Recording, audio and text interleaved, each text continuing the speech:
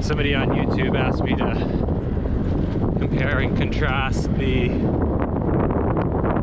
difference between the Priority 600 and the Priority 600X. They're very similar, share a lot of the same components. The key difference in the 600X is it has this front suspension fork. And honestly, the only reason I didn't get it is because when I ordered this bike, it's the same right now, I ordered this bike, medium frame 600 in November, or October. It might have been even September. The 600X was like back ordered until Q1 2022. So you're looking like a 6-month wait. And I'm going on a bike tour like next week. So I just got the bike that would ship the soonest, knowing I can add a suspension fork to this model if I want to. Other difference between the two bikes is so that's the biggest difference.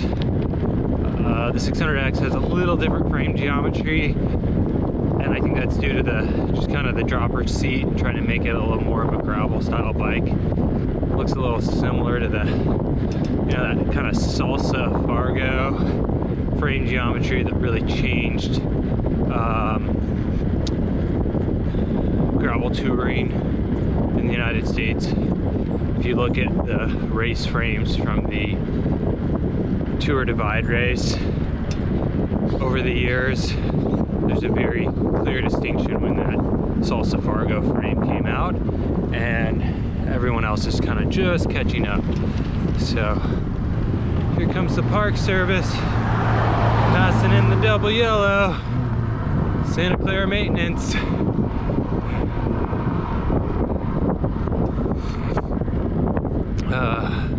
Sorry about that, a little bit of a tangent there. What else? Okay, other differences. This bike has fenders, stock, and then the dynamo hub. And those are just their own additions. I haven't ridden this bike enough to really comment on the quality of those items.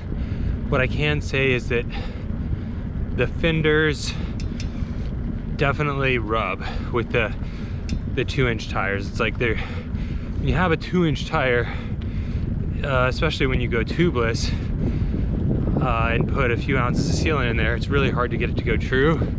So you really need a lot of fender clearance, and so the engineering in there isn't as good as it could be, and I think it's fair for a bike in the 2.5K range.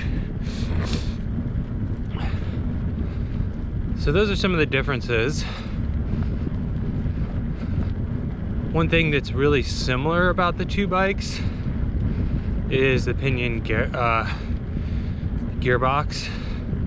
So same drivetrain and same